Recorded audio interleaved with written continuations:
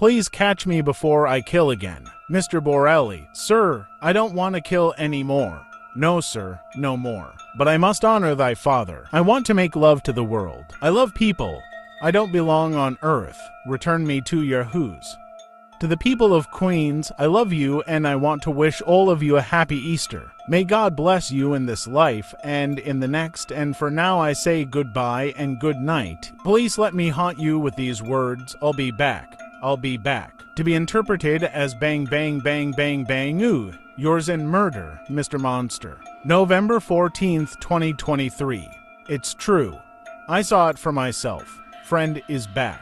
The gunshots didn't take. Perhaps he can't be killed. I just saw the dog, alive and whole. He kept barking as the dying sun sent its rusty blood spinning across the sky. The night was coming, I knew, and this night would certainly be a long one. The time has come to act, but I'm absolutely terrified. Don't know what will happen to me. I will keep writing everything down until the end, however. I know what people will think of me. They'll say I was a liar, a monster, a madman, a murderer, and they might be right, but that doesn't mean I can't try to fight back. Once the darkness had grown thick and the mist had crept back in like searching fingers, I strapped my pistol onto my hidden holster and headed outside. The dog's incessant barking rang out in the silent world, harsh and dissonant. I covered my ears, repressing an urge to scream. I slunk past my fence and towards my neighbor's house where friend lived. I tried to hide from the dog as best as I could, quickly moving down the sidewalk past the vantage point where he would be able to see me. As I did, the barking abruptly cut off. I glanced over, seeing friend's luminescent eyes hanging in the dark mist like fireflies.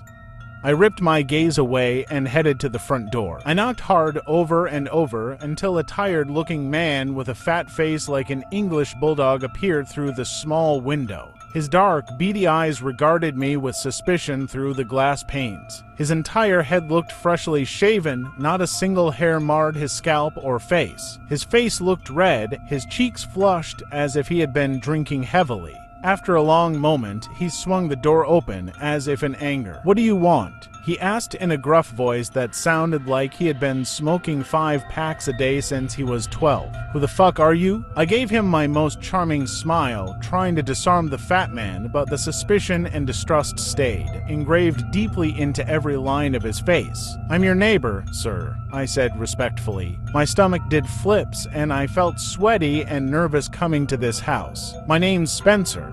I'm really sorry to bother you, especially when it's this late." "It's not late for me," he answered coldly. "I never sleep anymore." I nodded. "I feel you there," I said. "Neither do I." I wondered at that moment whether his insomnia and my insomnia had the same underlying cause. He stared at me, his face as blank as a mannequin's. "So, what is it, Mr. Neighbor?" the man asked sarcastically. The white t-shirt he was wearing was covered in strange food stains. All the colors of the rainbow seemed to be there. "It's about your dog," I whispered grimly. The man's ruddy face instantly seemed to go pale. His mouth opened, but only a strangled, incomprehensible garbling came out. "You better come inside," the man said, opening the door wide and stepping aside. "Spencer, you say my name's J.J. Falconer." J.J. brought me into his kitchen. The entire house looked run down and dirty, filled with rotting garbage bags strewn about. The furniture all had strange water spots and stains covering them. The smell coming from the house was truly repugnant and foul. "Your dog," I said as J.J. poured 2 shots of vodka in some suspiciously dirty-looking shot glasses on the table. The rest of the table was covered in filthy dishes, some with moldy food still clinging to their surfaces. "Why does he never stop barking?" Jay pushed a shot glass in my direction, but I shook my head. "I don't drink, sorry." He gave a bark of laughter at that, his small eyes still watching me intently. And though he laughed, his eyes didn't laugh and neither did his mouth. "My dog?" he asked, his voice cracking as some inner turmoil ripped through him. He took the shot in a quick swallow, hissing for a moment as the burning liquid made its way down. Then he poured another one and took that, too. "My dog? That's not my fucking dog." I looked at JJ as if he were insane. Perhaps we both were.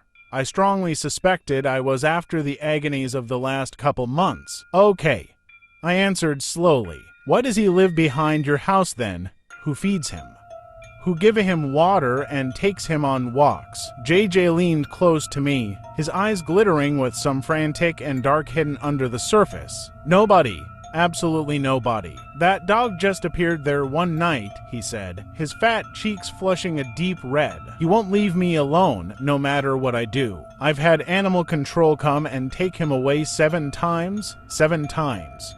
And yet, when I wake up in the morning, that thing is right back there where he started, barking. It's not any dog, that's some sort of demon.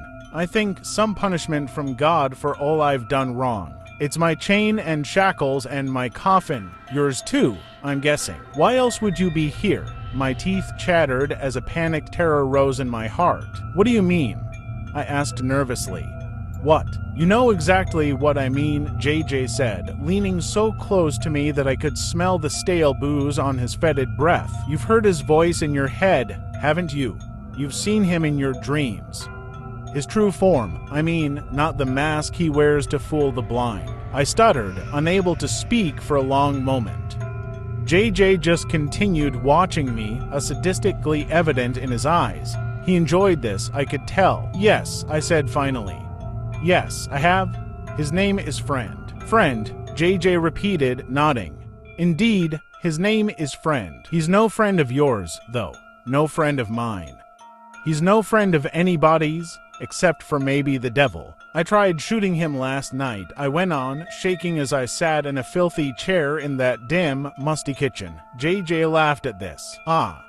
Yes, so did I. A few times, he said. No luck, I'm guessing. The dog's barking started again at that moment, as if it were listening to our conversation. It rang out, echoing through the still shadows outside. I couldn't see a single person anywhere on the street. It reminded me of my nightmare. A chill like ice water ran down my spine. What if we destroy the body? I whispered, afraid that Friend might hear me, but that was stupid. He must hear everything. After all, I thought to myself. He is in my mind, and he's been there for a long time. You know, like they talk about in medieval times, hunting vampires and demons. They used to use decapitation, or they would burn the body until it was nothing but ashes. What if? Go ahead, JJ said, giving an apathetic wave of his hand in the direction of Friend. Go burn his body. I've never tried anything like that, but maybe, just maybe, it would work. You should come, too, I answered. This is our burden, both of us. We need to work together. If we don't stop him, we'll both surely die or end up in prison forever. I think it's past that point, JJ said sullenly, his eyes downcast. I'm guessing that, if the cops knew what you've done, you would already end up in prison forever, am I right? I pulled back as if physically struck. JJ just grinned. Yeah, I know that Friend surely made you kill. You don't think I've done the same. If we hadn't, neither of us would be here. Friend would have slaughtered you like a sheep. Then that makes it all the more important to stop this now. I hissed. JJ gave a long sigh. He rose unsteadily to his feet. Fine, he said, pulling a pistol out of his waistband. There's gasoline in the garage. Let's fucking do this. He gave a faint grin as bloodlust radiated from his eyes. As sickening waves of dread rolled over my body like ripples in a pond, I got up and followed him out of the kitchen. JJ held the red canister of gasoline in one hand and the pistol in his other. I, too, had my gun out. He opened the garage door and we walked out into the night, turning to head into his yard and towards the abomination that wore a dog like a second skin. Friend went silent as we approached. His canine lips split into a wide grin. Only the eyes and the sharp, predatory teeth gave any contrast in that black void of a face. JJ didn't hesitate. He raised the pistol and fired.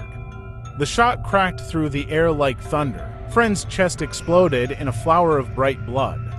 The canine face didn't react, however, except that the teeth started chattering, at first slowly and then faster and faster. The eyes seemed to glow brighter as Friend stood up, rising on his back legs to his full height. Rivulets of crimson continued to stream down his chest as he loomed over us. Filled with incomprehensible terror, JJ and I could only watch as Friend's body began to rip apart. Something black and spidery stabbed its way out through the skin and fur of the dog body, long, skittering legs with many joints that twisted their way to the ground. The eyes stayed the same, ripping their way out of the skull as a spidery visage appeared from the top of the dog's mutilated head. Within seconds, the fur, skin, and muscles of the dog lay strewn on the lawn like pieces of garbage.